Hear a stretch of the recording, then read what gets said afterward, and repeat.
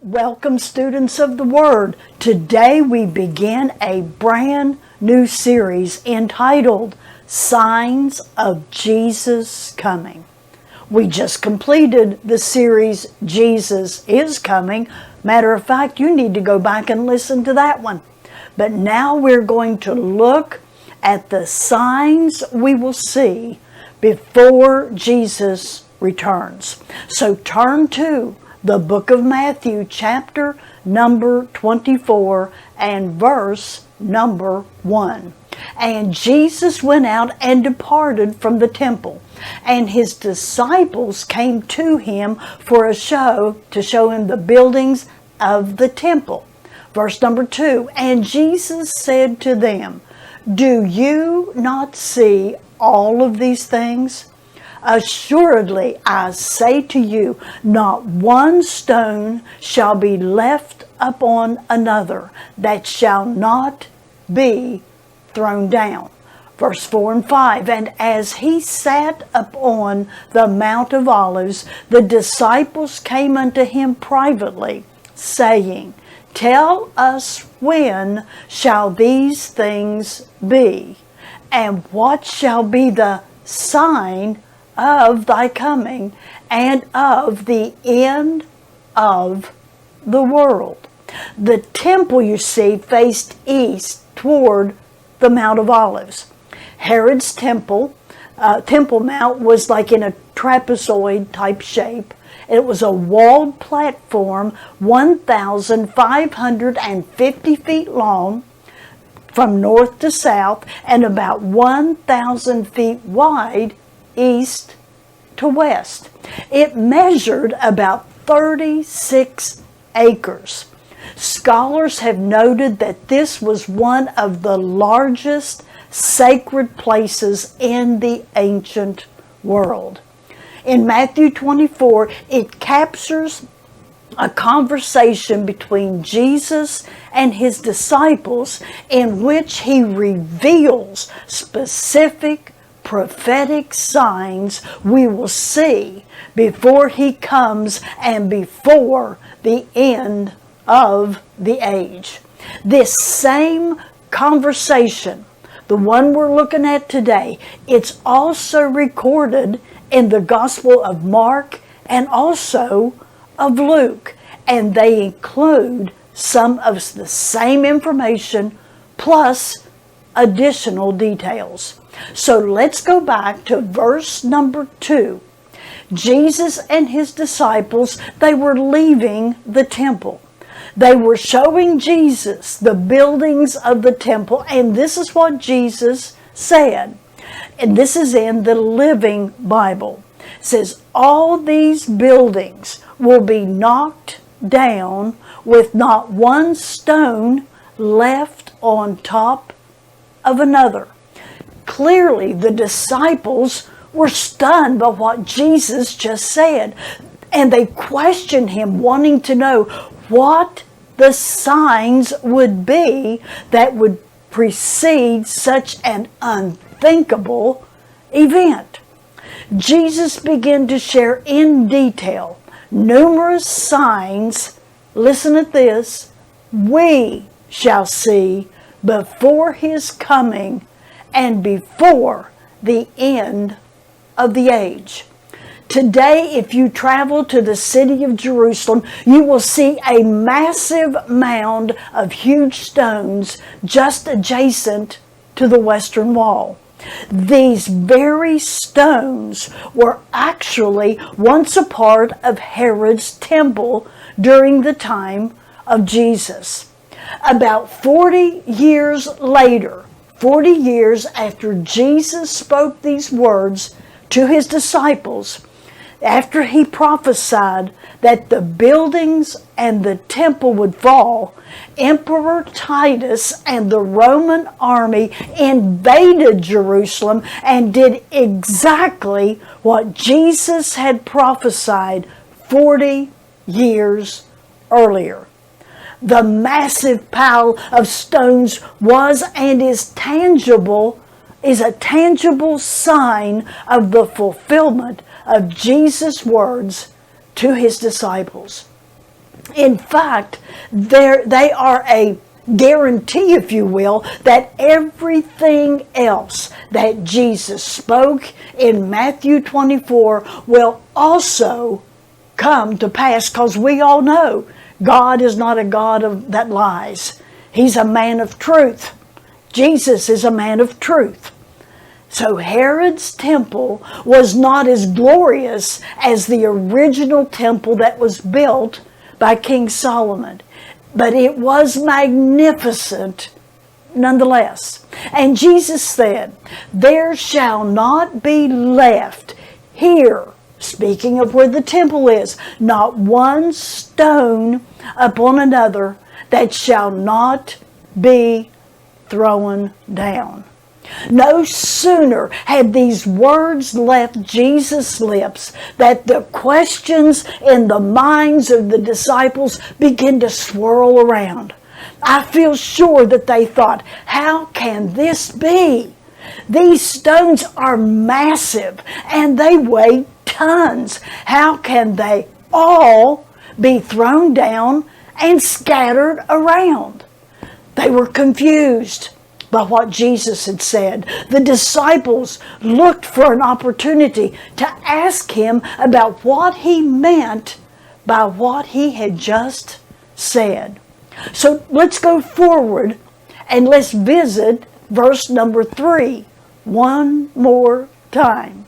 The Bible says, verse 3, "And as he sat upon the Mount of Olives." Now remember, they came there and they could see the temple in the distance. The temple faced the Mount of Olives. So they remember what Jesus said. They are swirling it around in their minds, and now they want to find out what Jesus meant. So the disciples came unto Jesus privately, saying, "Tell us, when shall these things be? And what shall be the sign of thy coming and of the end of the world?" You see, in this verse, we see 5 very important words that we need to understand. Let's take a closer look at them. When, what, sign, end, and the world. These are the 5 things that the disciples mentioned to Jesus. The first questions the disciple asked Jesus is, when shall these things be? When in the Greek is the word pote, meaning specific information. It signifies one seeking a concrete answer. Have you ever searched for an answer that you needed to be solid and to be concrete? These disciples wanted answers. They questioned Jesus and asked for specific information regarding the timing of the destruction of the buildings and the temple that they see right in front of them. When can this happen? They asked Jesus for specific, concrete information. The second question the disciples posed to Jesus was, what shall be the sign of thy coming? The word what is a Greek word ti. It describes the most minute, microscopic detail. They were asking Jesus exactly and explicitly what the sign of his coming would be. The use of this word is the equivalent of them saying, Jesus, tell us explicitly, tell us exactly, down to the minute detail, what will be the sign of your coming.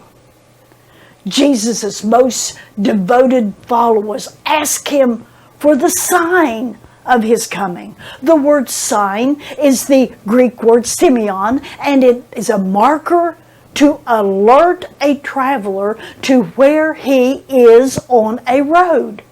This word denotes authenticity, or marks or specific signs that tells a person where they are. While traveling on a highway, you see signs showing you how far you are from your destination. Each sign lets you know exactly where you are heading. The closer you get, the more signs you will see, letting you know you're approaching your destination. As soon as you arrive, you see a sign confirming that you have finally reached the end of your journey.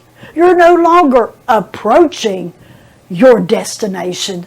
You have arrived.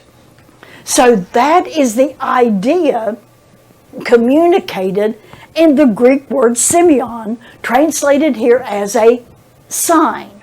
The disciples were asking Jesus for a very specific sign of his coming. They wanted to know the authenticating mark or markers that would alert them to where they were on the prophetic road to the end of time. They may not have known. They may have thought it's going to be tomorrow. They did not know, but they wanted a sign. And in addition to wanting to know when the temple would be destroyed and when this will happen, the disciples also wanted to know the sign of the end of the world that they knew of.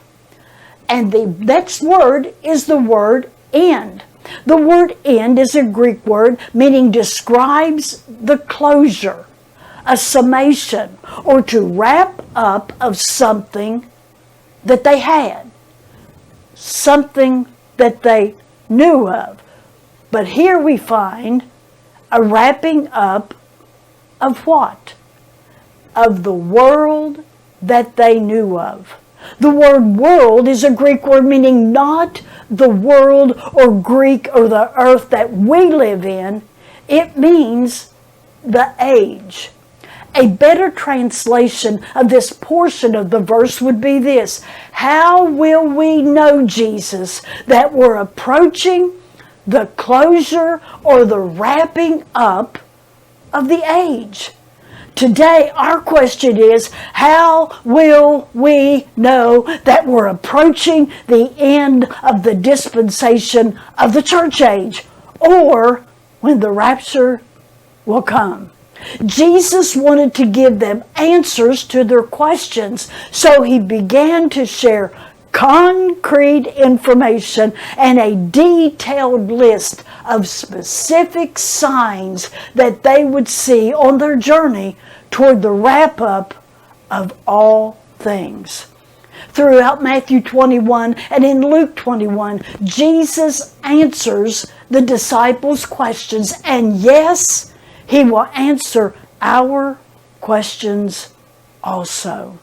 I'm going to give you a list of what Jesus told his disciples. We will look at them a little deeper in upcoming lessons, but know this: Jesus is about ready to bring things to a halt. Now look here at these things. First, we have worldwide deception. Jesus said it will happen.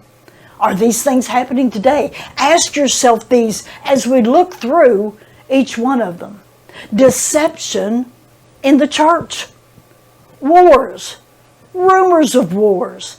Commotions, which is riots and uproars and disorder.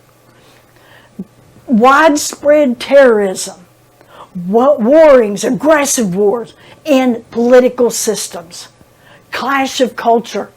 Ethnic conflicts, famines, economic instability, pestilences, emergence of unknown diseases, great seismic activity, wide world persecution, legal persecution or prosecution of Christians, imprisonment of believers, emergence of false prophets, love of many things has waxed cold in the church.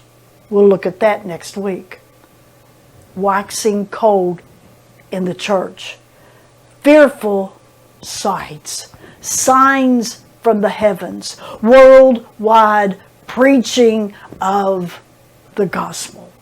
Jesus named all of these specific signs we would see before his return and before the end of the age. In reality, we have already seen many of these signs taking place over the years. However, Jesus said that as we come to the end of the age, the closure or wrap up of the age, these signs will increase in number, in frequency, and in intensity. It is important for us to realize that Jesus did not tell us these things to scare us. No, he told us these things to prepare us. He loves us. He loves us and wants us to be ready for what is coming in the future. This is especially true for those of us who are living in the last of the last days. The fact of the matter is we are seeing in our day what the Apostle Paul and countless others prophesied years ago would take place. They saw these things from a distance. But my friend, we are seeing them in real time. And the question still remains. When?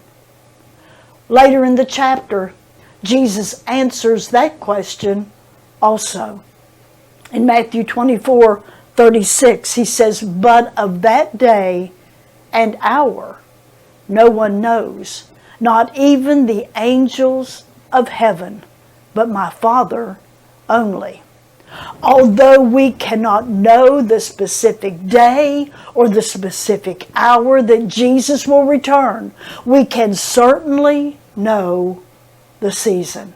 That is why he gave his disciples, which includes us, that list of specific signs. And he also tells us in verse number 33, "So you also, when you see all these things," what things? Those things we just mentioned. "Know that it is near. It is at the door." What is near? What is at the door? The coming of Jesus, the rapture of the church. So in our next lesson, we will take a closer look at where we are in time in light of our current events and all the signs Jesus prophesied would take place. So until then, keep looking for Jesus. He may come today.